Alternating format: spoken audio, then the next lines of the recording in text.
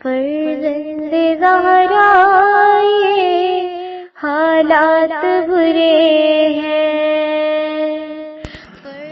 کاشانہ بصیرت ایک ایسا مکمل یوٹیوب چینل جس پر محروم بصارت کے لیے بالخصوص اور تمام افراد کے لیے بالعموم سینکڑوں کی تعداد میں اسلامی کتب دستیاب ہیں۔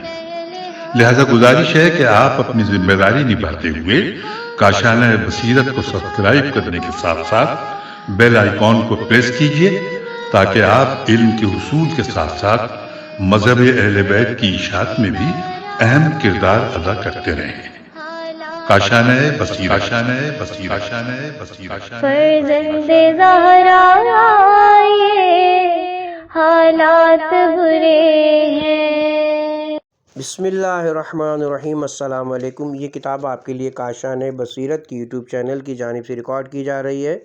نام کتاب حیات القلوب، جلد دوم، تالیف علامہ مجلسی علیہ رحمہ۔ اب ہم کتاب کا پارٹ نمبر 6 پڑھیں گے۔ دوسری فصل حضرت کے نور مبارک کی خلقت کا ذکر کا بقیہ حصہ، صفحہ نمبر 49۔ پھر خداوند عالم نے قلم کو حکم دیا کہ لکھ میرے قضاء و قدر کو، جن کو قیامت تک پیدا کرتا رہوں گا۔ اس کے بعد خدا نے کچھ فرشتوں کو پیدا کیا تاکہ وہ روز قیامت تک محمد و آل محمد پر صلوات بھیجیں اور ان کے شیعوں کے لیے استغفار کیا کریں۔ پھر خدا نے نور محمد سے بہشت کو پیدا کیا اور اس کو 4 صفتوں تعظیم، جلالت، سخاوت اور امانت سے زینت دی، اور بہشت کو اپنے دوستوں اور اطاعت گزاروں کے لیے مقرر فرمایا۔ پھر آسمانوں کو اس دھوئیں سے جو پانی سے اٹھا تھا پیدا کیا، اور اس کے کف جھاگ سے زمینوں کو خلق فرمایا۔ اس وقت زمینیں متحرک تھیں تو پہاڑوں کو پیدا کیا تاکہ زمینوں کو قرار ہو، اور ایک فرشتوں کو خلق فرمایا جس نے زمین کو اٹھائے رکھا۔ پھر ایک سنگ عظیم پیدا کیا جس پر اس فرشتے کا پیر ٹھہرے، اور ایک بہت بڑی گائے پیدا کی اور اس پتھر کو اس کی پشت پر رکھا، اور ایک بہت بڑی مچھلی خلق فرمائی جس کی پشت پر گائے کھڑی ہوئی۔ وہ مچھلی پانی پر ہے، پانی ہوا پر، اور ہوا تاریکی میں ہے، اور تاریکی کے نیچے جو کچھ ہے اس کو خدا کے سوا کوئی نہیں جانتا۔ پھر عرش کو نور فضل و نور عدل سے منور فرمایا، فضل سے عقل و علم و حلم و سخاوت کو پیدا کیا، اور عقل سے خوف و بیم، علم سے رضا و خوشنودی، حلم سے مودت، سخاوت سے محبت کو پیدا کیا، اور ان تمام صفتوں کو طینت محمد و آل محمد میں خمیر دیا۔ اس کے بعد امت محمد میں سے مومنین کی روحوں کو خلق فرمایا۔ پھر آفتاب و مہتاب، ستارے، رات اور دن، روشنی اور تاریکی، اور تمام فرشتوں کو محمد کے نور سے پیدا کیا، اور حضرت کے نور مقدس کو 72,000 سال تک ساکن رکھا۔ پھر اس نور کو 70,000 سال تک بہشت میں ساکن کیا، پھر 70,000 سال تک سدرۃ المنتہا میں ساکن کیا، پھر ایک آسمان سے دوسرے آسمان پر منتقل کرتا رہا، یہاں تک کہ آسمان اول پر لایا اور وہ وہاں قائم رکھا جب تک حضرت آدم کے پیدا کرنے کا ارادہ کیا۔ پھر جبرائیل کو حکم دیا کہ زمین پر جا کر ایک مٹھی خاک لائیں جس سے آدم کا جسم تیار ہو۔ اس وقت ابلیس لعین سبقت کر کے زمین پر پہنچا، اور زمین سے بولا کہ خدا چاہتا ہے کہ تیری مٹی سے ایک مخلوق پیدا کرے اور اس کو آگ سے معذوب فرمائے۔ اگر فرشتے تجھ سے مٹی لینے آئیں تو کہنا کہ میں خدا کی پناہ چاہتی ہوں کہ مجھ سے کچھ لے جاؤ جس کو آگ میں ڈالا جائے۔ غرض جبرائیل نازل ہوئے تو زمین نے پناہ مانگی، وہ واپس چلے گئے، اور عرش کی پالنے والے زمین نے تیری پناہ چاہی، لہٰذا میں نے اس پر رحم کیا۔ اسی طرح میکائیل و اسرافیل آئے اور واپس گئے۔ اس کے بعد خدا نے اسرائیل کو بھیجا۔ زمین نے ان سے بھی بددستور پناہ طلب کی۔ اسرائیل نے کہا میں بھی خدا کی پناہ چاہتا ہوں اس سے کہ اس کا حکم نہ مانوں۔ پھر اوپر نیچے تمام روئے زمین سے سفید و سیاہ و سرخ اور نرم و سخت مٹی لی۔ اسی سبب سے فرزندان آدم کے اخلاق اور رنگ مختلف ہوئے۔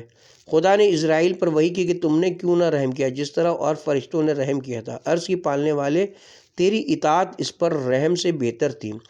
پھر وہی فرمائی کہ میں چاہتا ہوں کہ اس خاک سے ایک مخلوق پیدا کروں جس میں انبیاء اور نیک بندے اور اشقیاء اور بدکار ہوں گے، اور تم کو ان تمام کی روحوں کے قبض پر میں نے مقرر کیا۔ پھر جبرائیل کو حکم دیا کہ وہ طینت سفید و نورانی جو پیغمبر آخر الزمان صلی اللہ علیہ وسلم کی ہے اور تمام مخلوقات کی اصل ہے، لائیں۔ جبرائیل تمام ملائکہ کرو بیان و ملائکہ صافان و مصبحان کے ساتھ مقام ذریعہ مقدس حضرت کے پاس آئے اور اس کو آب تسنیم و آب تعظیم و آب تکریم و آب تکوین و آب رحمت و آب خوشنودی و آب عفو سے خمیر کیا، تو خدا نے حضرت کے سینے کو شفقت سے، ہاتھوں کو سخاوت سے، دل کو صبر و یقین سے، شرمگاہ کو عفت سے، پیروں کو شرف سے اور آپ کے نفسوں کو خوشبو سے پیدا کیا۔ پھر اس طینت کو آدم کی طینت کے ساتھ مخلوط کیا۔ جب آدم کا قالب تیار ہو گیا تو فرشتوں کو وحی کی کہ میں مٹی سے ایک بشر پیدا کروں گا، جب اس میں روح پھونک دوں تو تم سب اس کے سامنے سجدہ کرنا۔ فرشتوں نے جسم آدم کو بہشت میں لے جا کر رکھا اور حکم خالق کے منتظر رہے کہ حکم ملے گا تو سجدہ کریں گے۔ اس کے بعد روح آدم کو حکم دیا کہ ان کے بدن میں داخل ہو۔ روح نے جسم کو تنگ دیکھ کر داخل ہونے سے کراہت کی تو خدا نے حکم فرمایا کہ کراہت کے ساتھ داخل ہو، اور کراہت کے ساتھ ہی جسم سے نکلنا۔ غرض روح داخل ہوئی اور آنکھوں تک پہنچی۔ آدم اپنے جسم کو دیکھ رہے تھے اور فرشتوں کی تسبیح سنتے تھے۔ جب وہ ان کے دماغ تک پہنچی تو ان کو چھینک آئی۔ خدا نے ان کو گویا فرمایا تو انہوں نے الحمدللہ کہا، اور وہ پہلا کلمہ تھا جو آدم کی زبان سے ادا ہوا۔ خدا نے بذریعہ وحی فرمایا، رحمک اللہ، اے آدم میں نے تم کو رحمت کے لیے پیدا کیا اور اپنی رحمت کو تمہارے اور تمہاری اولاد کے لیے مقرر کیا ہے، جبکہ وہ بھی تمہاری طرح کہیں۔ اسی سبب سے چھینکنے والے کے لیے دعا کرنا سنت قرار پایا، اور شیطان پر کوئی امر چھینکنے والے کے واسطے دعا کرنے سے زیادہ گرا نہیں۔ پھر آدم نے اوپر کی جانب دیکھا کہ عرش پر لا الہ الا اللہ محمد رسول اللہ لکھا ہوا ہے اور اسماء اہل بیت بھی لکھے ہوئے پائے۔ پھر روح ان کی پنڈلیوں تک پہنچی اور قبل اس کے کہ پنجوں تک پہنچے انہوں نے چاہا کہ کھڑے ہو جائیں لیکن نہ ہو سکے۔ اسی سبب سے خدا نے فرمایا، خلق الانسان من عجل، پارہ نمبر 17 سورہ انبیاء آیت نمبر 37، یعنی انسان جلدی کرنے والا پیدا کیا گیا ہے۔ حضرت صادق علیہ السلام سے منقول ہے کہ روح 100 سال تک آدم کے سر میں رہی، 100 سال تک آدم کے سینے میں، 100 سال تک پشت میں، 100 سال تک رانوں میں، 100 سال تک پنڈلیوں میں اور 100 سال تک پنجوں میں ٹھہری۔ پھر جب آدم درست ہو کر کھڑے ہو گئے تو خدا نے ان کے سجدے کا فرشتوں کو حکم دیا۔ وہ جمعہ بعد ظہر کا وقت تھا، فرشتے عصر تک سجدے میں مشغول رہے۔ پھر آدم نے اپنی پشت کی جانب سے ایک آواز خدا کی تسبیح و تقدیس کی سنی جو طائروں کی مانند کے آواز تھی، تو پوچھا، پالنے والے یہ کیسی آواز ہے؟ فرمایا کہ اے آدم، یہ محمد عربی صلی اللہ علیہ وآلہ وسلم کی تسبیح کی آواز ہے، جو بہترین اولین و آخرین ہے۔ سعادت اس کے لیے ہے جو اس کی اطاعت و پیروی کرے، اور بدبختی اس کی ہے جو ان کی مخالفت کرے۔ لہٰذا اے آدم، یہ میرا عہد لو اور اس کو عفیفہ عورتوں کی پاک و طاہر رحموں اور پاک مردوں کے پاک صلبوں کے سوا کسی اور جگہ مت سپرد کرنا۔ آدم نے عرض کی، پالنے والے، اس مولود کے سبب سے میری عزت، میرا حسن و وقار تو نے بڑھا دیا۔ پھر خدا نے آدم کی طینت کے ایک حصے سے حوا کو پیدا کیا اور آدم پر نیند غالب کر دی۔ جب آپ بیدار ہوئے تو حوا کو اپنے سرہانے دیکھا۔ پوچھا، تم کون ہو؟ کہا، میں حوا ہوں، خدا نے مجھ کو تمہارے واسطے پیدا کیا ہے۔ وہ بولے، کتنی پاکیزہ صورت ہے تمہاری۔ پھر خدا نے آدم کو وحی کی کہ یہ میری کنیز ہے اور تم میرے بندے ہو۔ تم کو میں نے اس مکان کے لیے پیدا کیا جس کا نام بہشت ہے، لہٰذا مجھ کو ہر حیثیت سے پاک سمجھتے رہو اور میری حمد و ثنا کرتے رہو۔ اے آدم، مجھ سے حوا کی خواستگاری کرو اور اس کا مہر ادا کرو۔ عرض کی، پالنے والے، اس کا مہر کیا ہے؟ فرمایا، اس کا مہر یہ کہ 10 مرتبہ محمد و آل محمد صلی اللہ علیہ وآلہ وسلم پر صلوات بھیجو۔ آدم نے کہا، پروردگارا، اس نعمت کی عوض جب تک زندہ رہوں گا تیرا شکر اور تیری حمد و ثنا کرتا رہوں گا۔ غرض خدا نے آدم سے حوا کو تجویز کیا۔ قاضی خود خالق تھا، عقد کرنے والے جبرائیل تھے اور گواہ ملائکہ مقربین تھے۔ پھر فرشتے آدم کی پشت کی جانب کھڑے ہوئے۔ آدم نے پوچھا، معبود، فرشتے میرے پیچھے کیوں کھڑے ہیں؟ خدا نے فرمایا، اس لیے کہ نور محمد صلی اللہ علیہ وسلم کو دیکھیں جو تمہارے صلب میں ہے۔ عرض کی، پالنے والے، اس نور کو میرے صلب سے میرے سامنے قرار دے تاکہ فرشتے میرے سامنے کھڑے ہوں۔ غرض فرشتے ان کے سامنے صف بستہ کھڑے ہوئے۔ پھر آدم نے خدا سے التجا کی کہ اس نور کو ایسی جگہ قرار دے کہ وہ بھی دیکھ سکیں، تو خدا نے اس نور کو ان کی شہادت کی انگلی میں قائم فرمایا، اور علی کے نور کو درمیانی انگلی میں، اور فاطمہ کے نور کو اس کے بعد کی انگلی میں، اس کے بعد نور حسن کو سب سے چھوٹی انگلی میں، اور نور حسین کو انگوٹھے میں قرار دیا۔ بہرحال یہ انوار آفتاب کے مانند حضرت آدم کی انگلیوں سے چمکتے رہے، اور آسمان و زمین، عرش و کرسی اور سرا پردہ ہائے عظمت و جلال سب کے سب ان سے روشن و منور ہو گئے۔ پھر جب حضرت آدم حضرت حوا سے مقاربت کرنا چاہتے تو ان کو وضو کرنے کا حکم دیتے، اور خود بھی پاک و طاہر اور خوشبو سے معطر ہوتے، اور کہتے تھے کہ خدا اس نور کو تمہیں روزی کرے گا، اور یہ خدا کی امانت و میثاق ہے۔ غرض وہ نور آدم کی انگلیوں میں رہا یہاں تک کہ حضرت حوا جناب شیش سے حاملہ ہوئیں، تو وہ نور حضرت حوا کی پیشانی میں جلوہ گر ہوا، اور فرشتے حوا کو آ کر مبارکباد دیا کرتے تھے۔ جب حضرت شیش پیدا ہوئے، حضرت کا نور ان کی پیشانی میں جلوہ گر ہوا، تو جبرائیل نے ان کے اور حوا کے درمیان ایک پردہ لٹکا دیا اور ان کی آنکھوں سے پوشیدہ کر دیا۔ جب وہ بالغ ہوئے، آدم نے ان کو طلب فرمایا کہ اے فرزند، نزدیک ہے کہ میں تم سے جدا ہوں، لہٰذا میرے پاس آؤ تاکہ میں تم سے عہد و پیمان لوں جس طرح خدا نے مجھ سے لیا تھا۔ پھر آدم نے اپنا سر آسمان کی طرف اٹھایا، خدا نے ان کا مطلب سمجھا اور فرشتوں کو حکم دیا کہ تسبیح و تقدیس سے رک جائیں اور اپنے پیروں کو سمیٹ لیں۔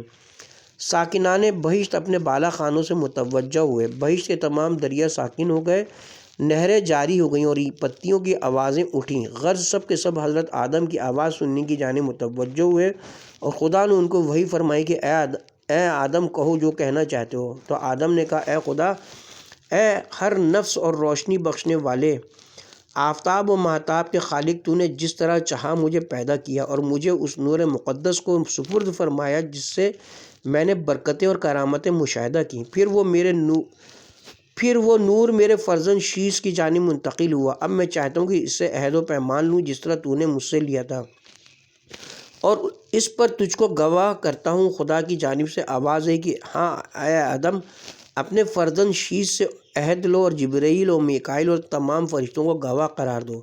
پھر خدا نے جبرائیل کو حکم دیا تو وہ 70,000 فرشتوں کے ساتھ زمین پر آئے، ہر ایک علم تسبیح ہاتھوں میں لیے ہوئے تھا، اور جبرائیل کے ہاتھوں میں پارچہ حریر اور ایک قلم تھا جس کو خدا نے اپنی قدرت سے پیدا کیا تھا۔ پھر جبرائیل نے آدم علیہ السلام کی طرف رخ کیا اور کہا خدا آپ کو سلام کہتا ہے اور فرماتا ہے کہ اپنے فرزند کے لیے خلافت و نبوت اور عہد کی ایک تحریر لکھی ہے، اور اس پر جبرائیل اور میکائیل اور تمام فرشتوں کی گواہی لیجیے۔ غرض تحریر لکھی گئی اور جبرائیل نے اس پر مہر لگائی اور حضرت شیش کے سپرد کیا، اور ان کو 2 سرخ لباس پہنائے جن کا نور آفتاب سے زیادہ روشن اور آسمان کے رنگ سے زیادہ خوشگوار تھا۔ دونوں لباس نہ کاٹے گئے تھے نہ سیے گئے تھے، بلکہ خدا نے فرمایا کہ ہو جا، اور وہ تیار ہو گئے۔ غرض نور محمدی ہر وقت جبین شیش میں چمکتا رہا۔ انہوں نے ایک حوریہ محاولہ بیضہ کو تجویز کیا۔ جبرائیل نے اس حوریہ کا شیش کے ساتھ عقد کیا۔ جب انہوں نے اس کے ساتھ مقاربت کی، وہ انوش سے حاملہ ہوئیں۔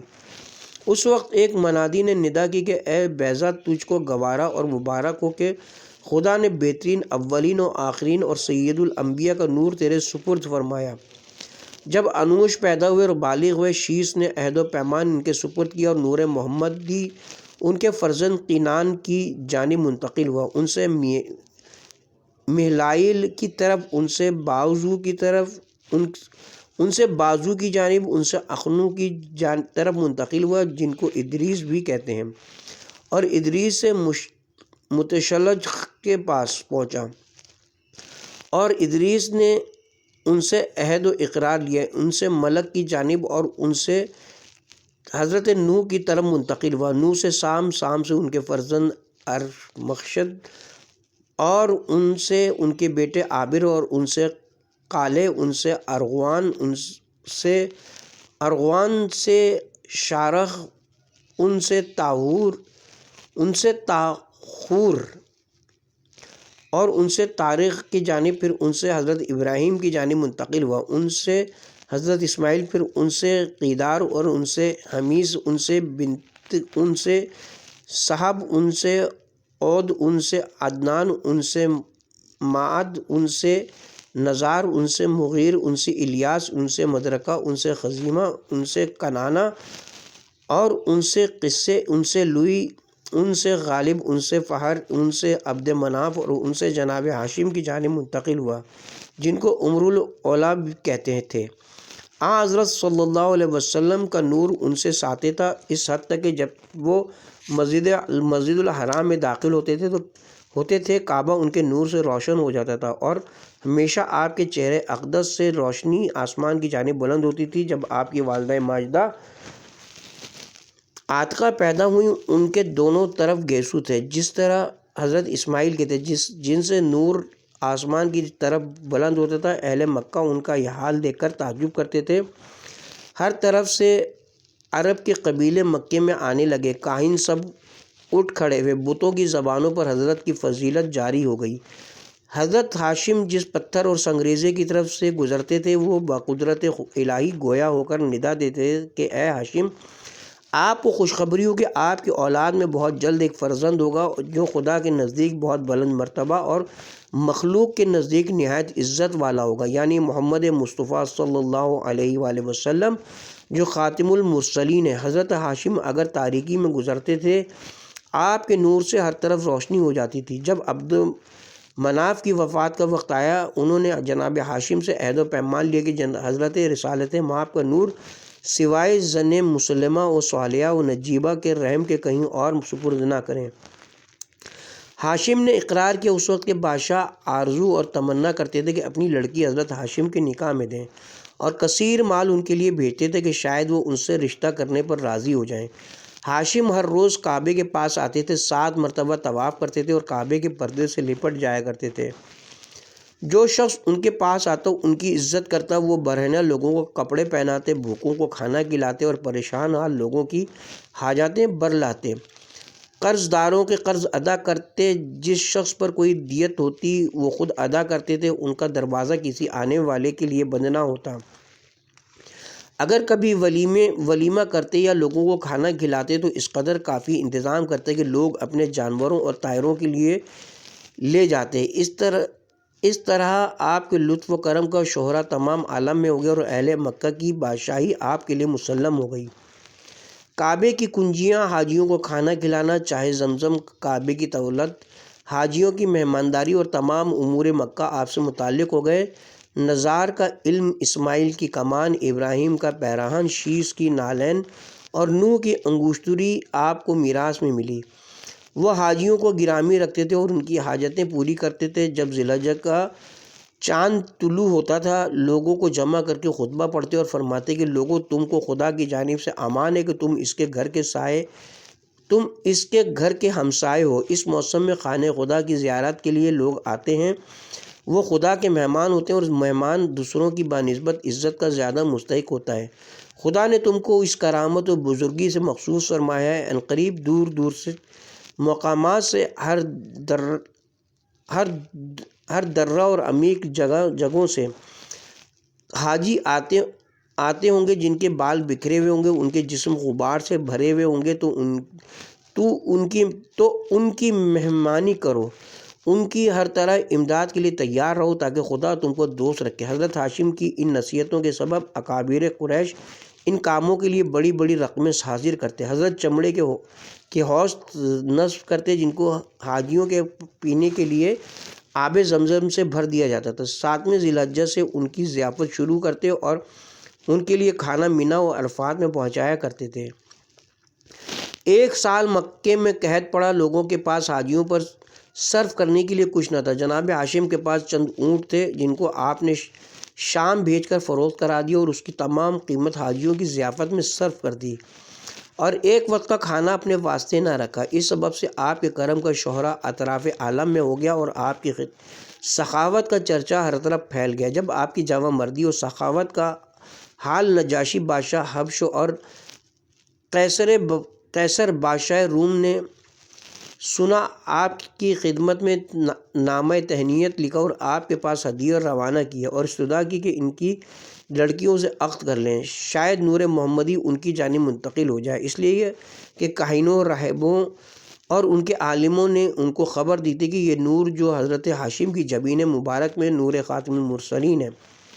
لیکن حضرت ہاشم نے قبول نہیں فرمایا اور اپنی قوم کی ایک نجیب عورت سے عقد کر لیا، جس سے لڑکے اور لڑکیاں پیدا ہوئیں۔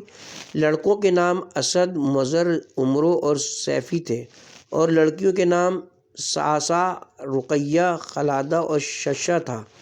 لیکن حضرت کا نور اقدس آپ کی جبین انور میں بدستور چمکتا رہا، اس لیے بہت رنجیدہ تھے۔ ایک رات خانہ کعبہ کا طواف کر رہے تھے، اسی حال میں خدا سے بتضریع و زاری دعا کی کہ ان کو جلد ایک فرزند عطا فرمائے جو نور حضرت رسالت مآب کا حامل ہو۔ اسی حال میں ان کو نیند آ گئی۔ انہوں نے خواب میں ایک عاطف کی آواز سنی کہ سلمہ دختر عمرو کی جو طاہرہ و مطہرہ اور گناہوں سے پاک و مبرہ ہے، خواستگاری کرو اور مہر گراں اس کو دو۔ عورتوں میں اس کے مثل نہیں ہے، اس سے جو فرزند تمہارا ہوگا وہ نور سید الانبیاء کا حامل ہوگا۔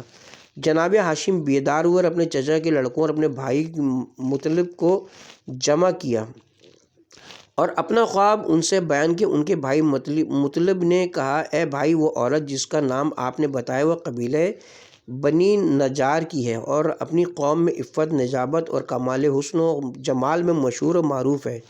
اس کے قبیلے والے بھی اہل کرم، مہمان نواز اور صاحبان عفت ہیں، لیکن آپ ان سے نسب و شرافت میں افضل ہیں اور تمام بادشاہ آپ سے رشتے کی تمنا رکھتے ہیں۔ لیکن اگر آپ کا ارادہ یہی تو اجازت دیجیے تاکہ ہم چل کر آپ کے لیے اس کی خواستگاری کریں۔ ہاشم نے کہا کہ حاجت جس کی ہوتی ہے اسی کی کوشش سے پوری ہوا کرتی ہے۔ میرا خود ارادہ ہے کہ شام کی طرف تجارت کے لیے جاؤں اور راستے میں اس کی خواستگاری کروں۔ پھر آپ نے سامان سفر تیار کیا اور اپنے بھائی مطلب اور اپنے چچا کے لڑکوں کو لے کر مدینہ طیبہ کی جانب متوجہ ہوئے، کیونکہ قبیلہ بنی نجار وہیں رہتا تھا۔ جب آپ مدینہ میں داخل ہوئے، نور محمدی نے جو آپ کی جبین اقدس سے لامع تھا تمام مدینہ کو منور کر دیا اور اس کے عکس نے مدینہ کے تمام گھروں کو روشن کر دیا۔ یہ دیکھ کر تمام اہل مدینہ خود آپ کی طرف بڑھے اور پوچھا، آپ کون ہیں کہ حسن و جمال میں آپ سے بہتر ہم نے کسی کو نہیں دیکھا تھا، خاص کر اس صاحب نور کو جس کی شعاؤں نے تمام دنیا کو منور کر رکھا ہے۔ مطلب نے فرمایا کہ ہم خانہ خدا کے رہنے والے اور ساکنان حرم معبود ہیں، ہم فرزندان لوئی بن غالب ہیں اور یہ ہمارا بھائی ہاشم بن عبد مناف، ہم اس کے لیے خواستگاری کے واسطے تمہارے پاس آئے ہیں۔ تم لوگ جانتے ہو کہ میرے اس بھائی سے رشتے کی خواہش اطراف و جوانب کے تمام بادشاہوں نے کی، لیکن اس نے انکار کر دیا اور خود رغبت کی ہے کہ سلمہ کو تم سے طلب کرے۔ سلمہ کے والد بزرگوار بھی اس مجمع میں موجود تھے۔ انہوں نے جواب دینے میں سبقت کی اور کہا، آپ لوگ صاحبان شرافت و عزت، فخر و شرف، سخاوت و فتوت اور صاحبان جود و کرم ہیں، اور وہ عفیفہ جس کی آپ خواستگاری کرنا چاہتے ہیں میری دختر ہے۔ وہ خود اپنے نفس کی مالک و مختار ہے۔ کل وہ قبیلے کے شرفا کی عورتوں کے ساتھ بنی قنقاع میں گئی ہے۔ اگر آپ لوگ یہاں قیام فرمائیں تو آپ کی عنایت و نوازش ہوگی، اگر اسی طرف چلنا چاہیں تو آپ کو اختیار ہے۔ اب فرمائیے کہ آپ میں سے کون صاحب اس کی خواستگاری کرنا چاہتے ہیں۔ ان لوگوں نے کہا کہ اس کے خواستگار یہ ہیں جن کے چہرے سے نور ساطع ہے اور شعاع ظاہر ہے۔ یہ چراغ بیت اللہ الحرام ہے اور تاریکیوں کے روشن کرنے والے مصباح اور صاحب جود و کرم یہ ہاشم بن عبد مناف ہیں۔ پدر سلمہ نے کہا، بہت بہتر، بہت مناسب، ان کی توجہ سے ہم کو بلند مرتبہ حاصل ہوا اور ہمارا سر اوج رفعت پر پہنچ گیا۔ ہم کو ان کی طرف اس سے زیادہ رغبت ہے جس قدر ان کو ہماری طرف ہے، لیکن وہ اپنی آپ مالک ہے، ہم آپ کے ساتھ اس کے پاس چلیں گے، لیکن اے بہترین زوار اور اے قبیلہ نزار، ابھی تو آپ قیام کیجئے۔ غرض ان لوگوں کو نہایت عزت و احترام کے ساتھ ٹھہرایا اور طرح طرح کی ضیافتوں اور مہمان نوازیوں سے ممتاز کیا۔ اونٹ ذبح کیے اور ان کے لیے متعدد خوان تیار کیے، اور تمام اہل مدینہ قبیلہ اوس و خزرج کے لوگ حضرت ہاشم کے نور و جمال کے مشاہدے کے لیے آنے لگے۔ علماء یہود کی نظر جب اس نور پر پڑی تو ان کی نگاہوں میں دنیا تاریک ہو گئی، کیونکہ توریت میں انہوں نے پڑھا تھا کہ یہ نور پیغمبر آخر زمان کی علامت ہے۔ تو وہ اس کو دیکھ کر ملول اور گریاں ہوئے، اور ان کے عوام نے ان سے دریافت کیا کہ تمہارے رونے کا کیا سبب ہے؟ وہ بولے کہ اس شخص کی علامت ہے جو بہت جلد ظاہر ہوگا اور اپنے مخالفین کا خون بہائے گا۔ فرشتے لڑائیوں میں اس کی مدد کریں گے، تمہاری کتابوں میں اس کا نام ماہی ہے، اور یہ اسی کا نور ظاہر ہو رہا ہے۔ تمام یہودی یہ سن کر گریاں ہوئے، اور سب کے سینوں میں ہاشم کی طرف سے کینہ بھر گیا۔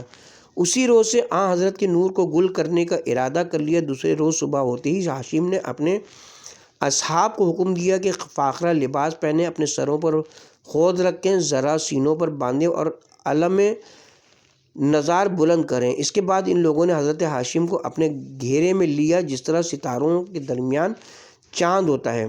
غلام آگے تھے اور ان کے مطابقت کرنے والے ان کے پیچھے روانہ ہوئے۔ اس شان سے بنی قنقاع کی طرف چلے۔ سلمہ کے پدر بزرگوار اپنی قوم کے بڑے بڑے لوگوں اور یہودیوں کی ایک جماعت کے ساتھ ان کی خدمت میں ہمراہ ہوئے۔ جب اس بازار کے قریب پہنچے، وہاں شہر اور دیہات کے لوگ دور و نزدیک سے آئے ہوئے تھے۔ وہ سب اپنے اپنے کام چھوڑ کر حضرت ہاشم کے نور جمال کے دیکھنے میں مہو ہو گئے۔ لوگ ہر طرف سے ان کی جانب دوڑے، سلمہ بھی انہی کے درمیان کھڑی ہوئی، حضرت ہاشم کے جمال مبارک کو دیکھ رہی تھی۔ اسی اثنا میں ان کے باپ ان کے پاس آئے اور کہا کہ میں تم کو اس امر کی خوشخبری دیتا ہوں جو تمہارے لیے مسرت و شادمانی و فخر و عزت کا باعث ہے۔ انہوں نے پوچھا وہ کیا؟ ان کے والد نے کہا اے سلمہ، یہ آفتاب اوج عزت اور ماہ برج کرامت اور رفت جس کو تم دیکھتی ہو تمہاری خواستگاری کے لیے آیا ہے، اور اطراف عالم میں کرم و سخاوت اور عفت و کفایت میں مشہور ہے۔ جناب سلمہ نے یہ سن کر انتہائی حیا کے سبب سر جھکا لیا۔ ان کے باپ نے ان کے کلام سے ان کی رضا و خوشنودی کو سمجھ لیا۔ ادھر جناب ہاشم نے سرخ ریشمی خیمہ ایک طرف نصب کرایا اور اس کے گرد قناتیں لگائیں اور اس میں جلوہ افروز ہوئے۔ بازار والے ہر طرف سے ان کے پاس حالات دریافت کرنے کے لیے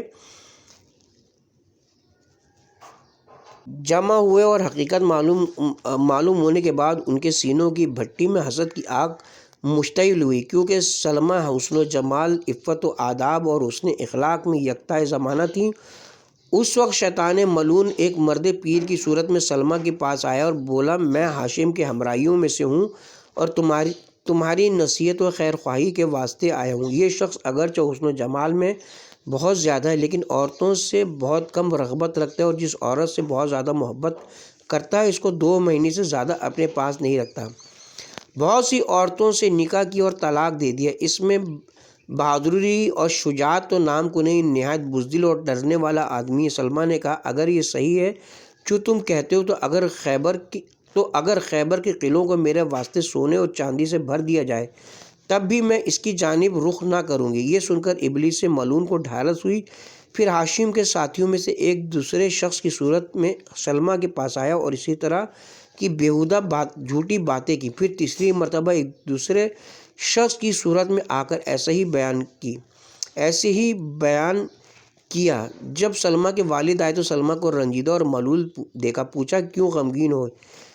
یہ وقت تو سرور و شادمانی کا ہے کہ تم کو ابدی عزت و کرامت میسر ہوئی ہے۔ سلمہ نے کہا بابا جان، آپ مجھ کو ایسے شخص سے تجویز کرنا چاہتے ہیں جو عورتوں کی جانب رغبت نہیں رکھتا، بہت طلاق دیا کرتا ہے اور جنگ میں بزدلی ظاہر کرتا ہے۔ یہ سن کر وہ بہت ہنسے اور بولے اے سلمہ، یہ شخص ہرگز ان صفات سے متصف نہیں جو تم بیان کرتی ہو۔ جس کے جود و کرم کی تو لوگ مثال دیا کرتے ہیں، اس کو مہمانوں کی ضیافت کی زیادتی کے سبب ہاشم کہتے ہیں۔ اس نے ہرگز کسی عورت کو طلاق نہیں دی۔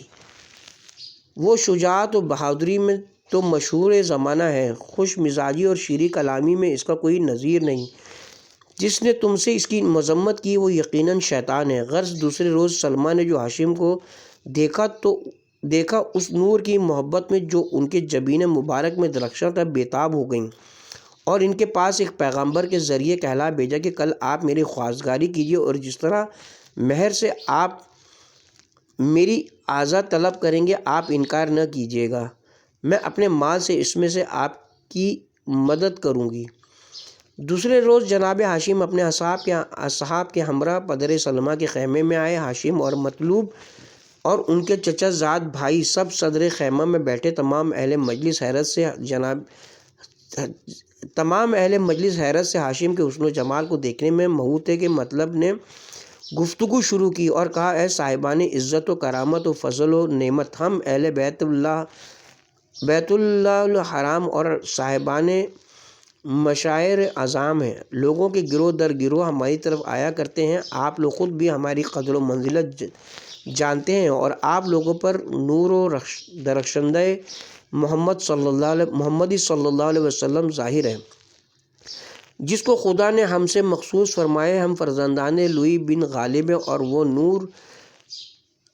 نور آدم سے منتقل ہوتا ہوا ہمارے باب عبد مناف تک پہنچا اور ان سے میرے بھائی ہاشم کی جانب منتقل ہوا ہے، اور اب خداوند عالم نے اس نعمت کو تمہاری طرف بھیجا ہے۔ اب ہم اس فرزند گرامی کے لیے تمہاری پاس خواستگاری کے واسطے آئے ہیں۔ اس کلام کے جواب میں عمر و پدر سلمہ نے کہا، آپ لوگوں کے لیے تحیت و اکرام و اجابت و عزام ہے، ہم نے آپ کا خطبہ قبول کیا اور آپ کی دعوت منظور کی، لیکن ہم اپنی قدیم رسم یعنی زیادتی مہر پر عمل کرنے کے لیے مجبور ہیں، اس امر عظیم کے لیے جس کے آپ خواہشمند ہیں۔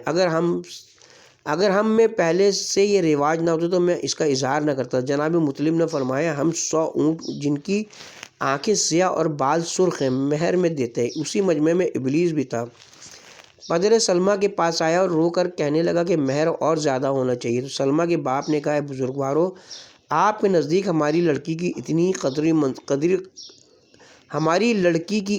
قدر و منزلت ہے۔ مطلب نے کہا کہ 1000 مثقال سونا اور اضافہ کرتا ہوں۔ شیطان نے پھر زیادتی مہر کے لیے پدر سلمہ کو اشارہ کیا۔ انہوں نے کہا، اے جوان، ہمارے مقابلے میں یہ بھی کم ہے۔ مطلب نے فرمایا، اچھا، 1 خرد اور عنبر، 10 جامہ سفید مصری اور 10 جامہ عراقی اور اضافہ کرتا ہوں۔ شیطان نے پھر اشارہ کیا۔ پدر سلمہ نے کہا کہ آپ نے احسان فرمایا اور اب نزدیک ہو چکے ہیں، کچھ اور کرامت فرمائیے۔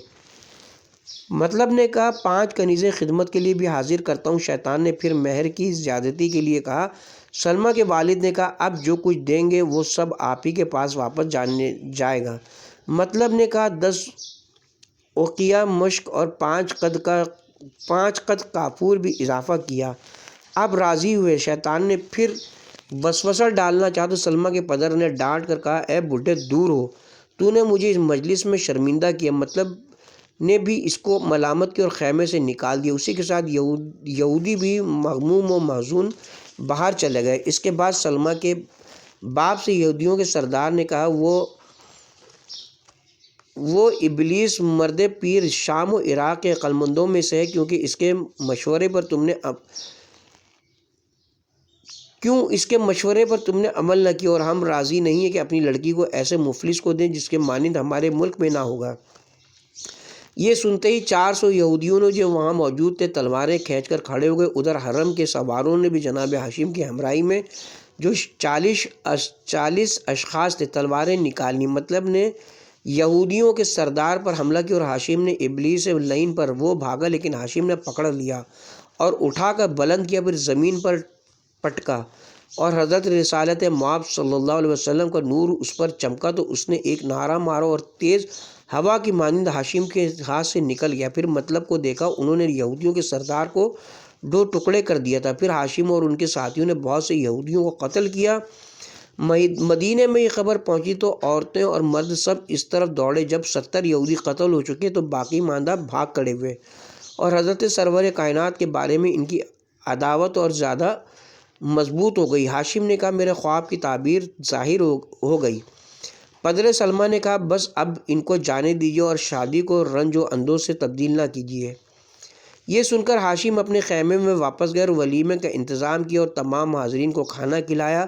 سلمہ کے والد سلمہ کے پاس آئے اور کہا، تم نے ہاشم کی شجاعت تو اور کہا دیکھا تم نے ہاشم کی شجاعت، اگر میں ان سے التماس نہ کرتا یہودیوں میں سے کوئی زندہ نہ رہتا۔ سلمہ نے عرض کی بابا جان جس امر میں میری بھلائی دیکھی اس کو عمل میں لائیے اور کمینوں کی ملامت کی پرواہ نہ کیجیے۔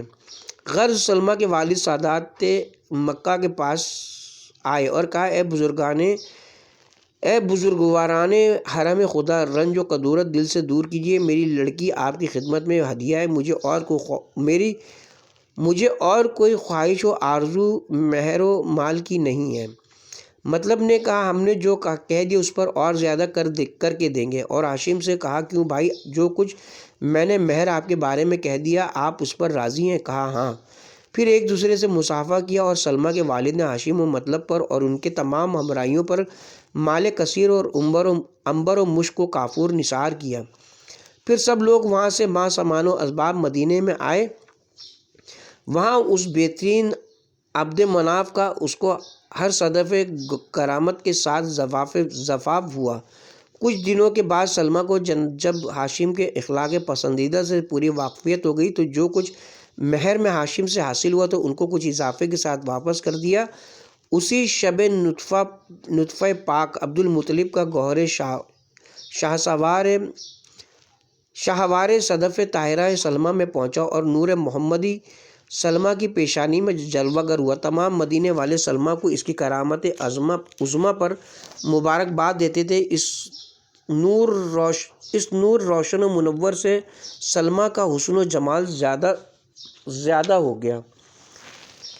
مدینہ کی عورتیں ان کے حسن کو دیکھنے آتی ہیں اور ان کے نور و ضیاء کو دیکھ کر حیران رہ جاتی ہیں، اور وہ جس سنگریزے اور پتھر کی جانب سے گزرتی سب ان پر سلام کرتے اور مبارکباد دیتے، اور اکثر و بیشتر وہ اپنی دائنی جانب سے السلام علیکم یا خیر البشر کی آوازیں سنتی اور یہ تعجب خیز باتیں ہاشم سے بیان کرتی لیکن اپنی قوم سے پوشیدہ رکھتی۔ اس کے ساتھ ہی اب ہم یہاں پہ کتاب کا پارٹ نمبر 6 اختتام کرتے ہیں۔ ابھی احوال باب اول سرور انبیاء کے آباء و اجداد کے حالات باقی ہیں۔ پارٹ نمبر 7 سے آغاز اسی باب کے بقیہ حصے سے کیا جائے گا انشاءاللہ۔